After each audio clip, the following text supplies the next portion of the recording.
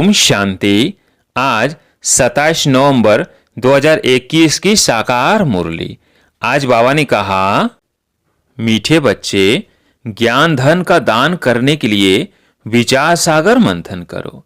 दान का शौक रखो तो मंथन चलता रहे। प्रश्न, ज्ञान मार्ग में सदा अपने को तंदुरुस्त रखने का साधन क्या है? उत्तर, सदा अपने आप को तंदुरुस्त रखने के लिए बाबा द्वारा जो भी ज्ञान घास अर्थात मुरली मिलती है उसे खाकर फिर उगारना चाहिए, अर्थात मंथन करना चाहिए। जिन बच्चों को मंथन करने की अर्थात हजम करने की आदत है वो बीमार नहीं पड़ सकते। सदा तंदुरुस्त वो है जिसमें विकारों की बीमारी नहीं। गीत है तो प्यार का सागर है। ओम शांति। बच्चों ने गीत सुना। मनुष्य जो भी गीत आदि बनाते हैं, शास्त्र आदि सुनाते हैं, समझते कुछ भी नहीं है। जो कुछ पढ़ते आए हैं उससे कोई का कल्याण नहीं हुआ है और यह अकल्याण होता आया है। सर्व का कल्याणकारी एक ही ईश्वर है। तुम समझते हो हमारा कल्याण करने वाला आया हुआ है, कल्याण का रास्ता बता रहे हैं। खास तुम भारतवासियों का, आम सारी दुनिया का कल्याण करने वाला एक बाप ही है। सतयुग में सबका कल्याण था। तुम सब सुखधाम में थे और बाकी सब शांति धाम में थे। यह बच्चों की बुद्धि में है, परंतु पॉइंट खिसक जाती है, पूरी धारणा नहीं करते हैं। अगर एक पॉइंट पर विचार सागर मंथन करते रहें तो ऐसा न हो। जानवरों में जितना अकल है आजकल के मनुष्यों में उतना भी अकल नहीं। जानवर गौ घास खाते हैं तो उगारते रहते हैं, तुमको भी भोजन मिलता है, परंतु तुम फिर सारा दिन उगारते नहीं हो। वो तो सारा दिन उगारते ही रहते हैं। यह तुमको मिलता है ज्ञान घास, योग और ज्ञान। इस पर दिन भर विचार सागर मंथन करते रहना चाहिए। जिनको सर्विस का शौक नहीं वो विचार सागर मंथन करके क्या करेंगे? शौक नहीं तो करेंगे भी नहीं।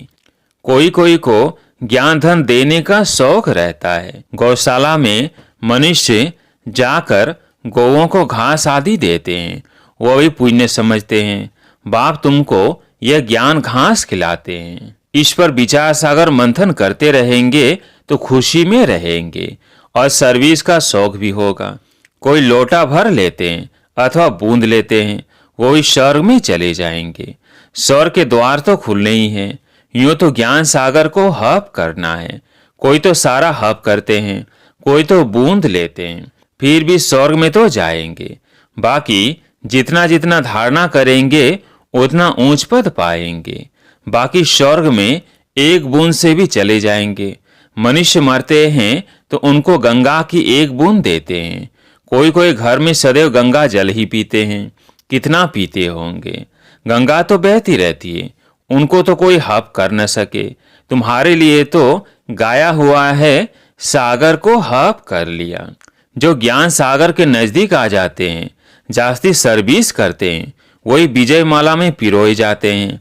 जितना जितना जो हप करते हैं और दूसरों का कल्याण करते हैं वो पद भी पाते हैं। जितना धारणा करेंगे उतना खुशी भी होगी। धनवान को खुशी होती है ना। जिनके पास बहुत तथा धन होता है, दान करते हैं, कॉलेज, धर्मशाला, मंदिर आदि बनवाते हैं तो उन्हें इतनी खुशी भी रहती है। यहाँ तो तुमको मिलते हैं अविनाशी ज्ञान रतन, 21 जन्मों के लिए अविनाशी खजाना। जो अच्छी रीति धारण कर फिर दान भी करते हैं उन्हें अच्छा पद मिलता है। कोई कोई बच्चे लिखते हैं, बाबा हमको दिल होती है नौकरी छोड़ इस रूहानी सर्विस में लग जाए, प्रोजेक्टर प्रदर्शनी लेकर फिरते रहें। एक बूंद भी कोई को मिलेगी तो कल्याण हो जाएगा। सर्विस का बहुत शौक है, बाकी हर एक की अवस्था को जानते हैं। सर्विस के साथ फिर गुण भी चाहिए। न क्रोध होना चाहिए, न कोई उल्टा सुल्टा ख्याल आना चाहिए। विकारों की कोई भी बीमारी ना हो। तंदुरुस्ती अच्छी चाहिए। जिनमें विकार कम है बाबा कहेंगे यह तंदुरुस्त है। बाबा महिमा करेंगे ना। गाया हुआ भी है, कौन कौन अच्छे महारथी है। उन्होंने फिर असुर और देवताओं की लड़ाई दिखाई है।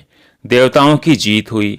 अब हमारी लड़ाई है 5 विकारों रूपी असुरों से और कोई किस्म के मनुष्य असुर नहीं होते हैं। जिनमें आसुरी स्वभाव है उनको ही असुर कहा जाता है।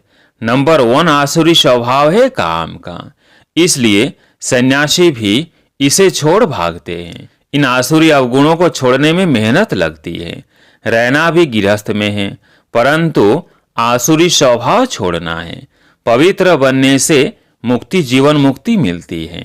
कितनी भारी प्राप्ति है, वो तो घर बार छोड़ भाग जाते हैं, प्राप्ति कुछ है नहीं।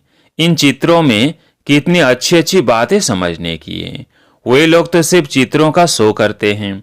सिर्फ चित्र देखने के लिए कितने जाते हैं, फायदा कुछ भी नहीं। यहाँ इन चित्रों में कितना ज्ञान है, इससे फायदा बहुत होता है। इसमें आर्ट आदि की कोई बात नहीं, न कोई बनाने वाले की होशियारी आदि है। उन्हों के तो नाम चित्र पर लिखे हुए होते हैं। आर्टिस्ट को भी इनाम मिलता है।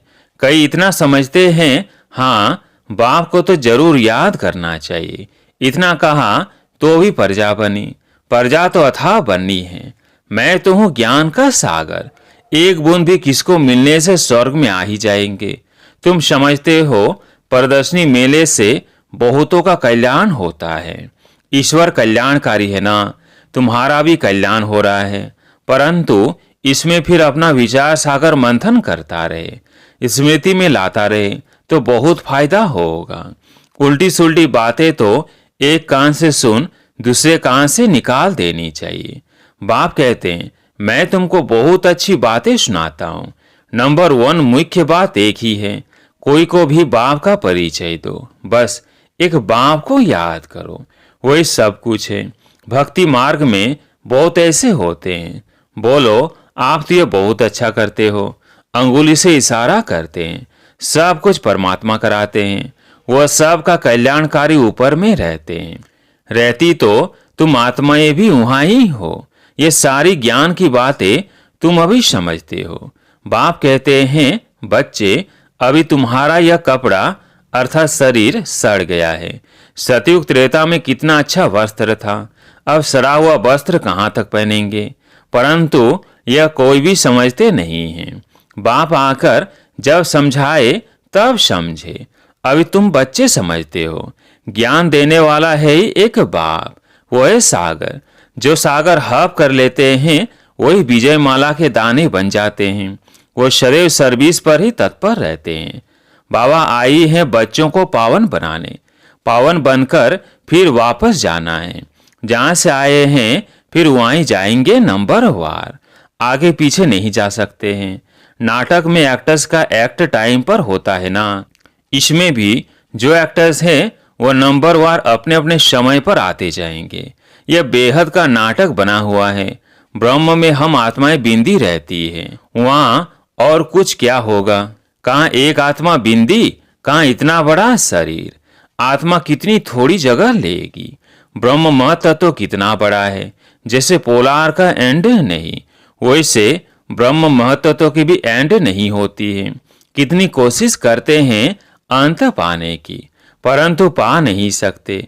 कितना माथा मारते रहते हैं, परंतु कोई चीज ही नहीं जिसको पकड़े या पार जाए।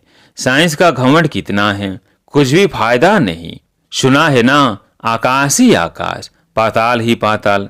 समझते हैं मूल में दुनिया होगी, वो भी ड्रामा में उनों का पार्ट है। फायदा कुछ नहीं। बाप तो आकर हमको विश्व का मालिक बनाते हैं, कितना फायदा है। बाकी मूल में जाओ, छू मंत्र से भभूत आदि निकालो, इससे फायदा क्या। अब तो हम बेहद के बाप से बेहद का वर्षा लेते हैं, कल्प कल्प लेते आए हैं। वर्ल्ड की हिस्ट्री ज्योग्राफी रिपीट होती है, यह चक्र फिरता रहता है।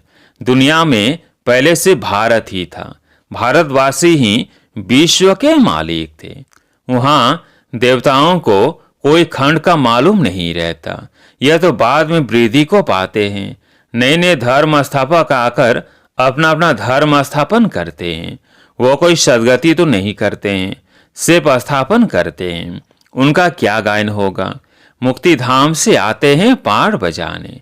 मनुष्य कहते हैं मोक्ष में बैठे रहें, इस आवागमन के चक्र में आए ही क्यों। परंतु इसमें तो आना ही है, पुनर्जन्म लेना ही है, फिर वापिस जाना है। यह बना बनाया ड्रामा का चक्र है। लाखों वर्ष का ड्रामा तो कोई होता ही नहीं। यह तो नेचुरल अनादि ड्रामा है। इसको कहा जाता है ईश्वरीय कुदरत। रचना और रचना की जो कुदरत है उसको जानना होता है। ऐसा कोई मनुष्य नहीं जो बैठकर पुरुषार्थ करे सृष्टि चक्रों को जानने का। यह सृष्टि का चक्र कैसे फिरता है यह ख्याल करना आएगा ही नहीं। सबसे पुराने से पुराना चित्र है शिवलिंग का। खुदा आया हुआ है, फिर उसका यादगार बनाते हैं। पहले जब शिव की पूजा शुरू होती है तो हीरे का लिंग बनाते हैं। फिर जब भक्ति रजोतमो हो जाती है तो पत्थर का भी बनाते हैं। शिव बाबा तो हीरो का नहीं है, वह तो एक बिंदी है। पूजा के लिए बड़ा बनाते हैं।